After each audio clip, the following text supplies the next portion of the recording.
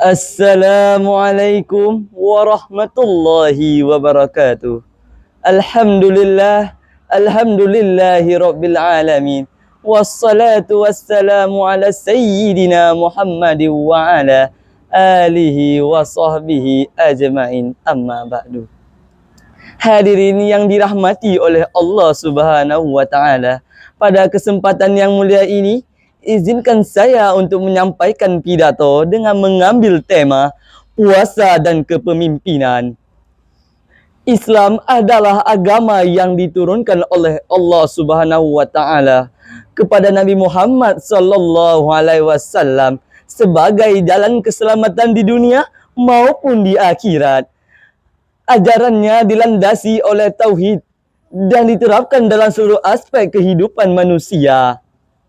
Rasulullah sallallahu alaihi wasallam bersabda, "Buniyal Islamu ala khamsah, ala ayyuhadallah wa aqimus shalah wa ittaiz zakah wa siyami ramadhana wal hajj." Islam dibangun di atas 5 perkara, yaitu syahadat, mendirikan solat, menunaikan zakat, berpuasa di bulan Ramadan, dan haji ke Baitullah. Hadis riwayat Muslim.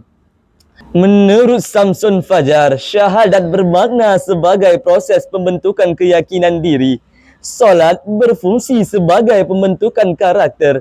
Zakat membangun karakter dalam pembentukan ekonomi diri. Ibadah puasa bertujuan untuk pembentukan jiwa kepemimpinan.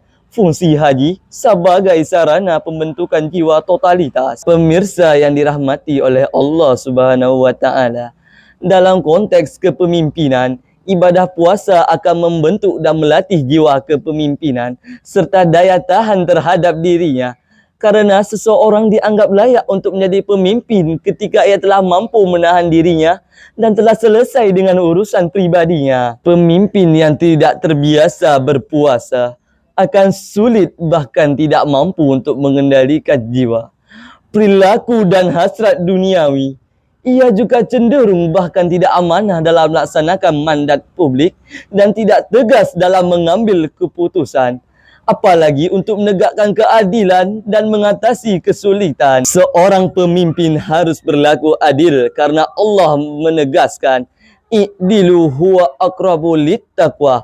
Berlakulah adil karena adil itu lebih dekat pada takwa. Puasa mengajarkan manusia untuk membersihkan hati dari segala sifat buruk dengan menahan segala bentuk penyebab rusaknya hati, sehingga yang ada adalah hati yang bersih, qalbun salim.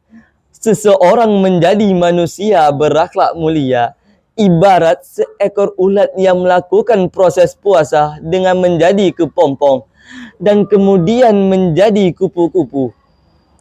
Ketika dirinya menjadi ulat, semua orang benci kepadanya. Tetapi setelah menjadi kupu-kupu, semua menyukai dirinya. Hadirin yang dirahmati oleh Allah Subhanahu wa taala, kesimpulannya, dalam konteks kepemimpinan, ibadah puasa akan membentuk dan melatih jiwa kepemimpinan serta daya tahan terhadap dirinya. Kemudian, puasa mengajarkan manusia untuk membersihkan hati dari segala sifat yang buruk, sehingga seseorang menjadi manusia berakhlak mulia dan memiliki hati yang bersih, qalbun salim. Demikian yang dapat saya sampaikan. Saya akhiri. Assalamualaikum warahmatullahi wabarakatuh.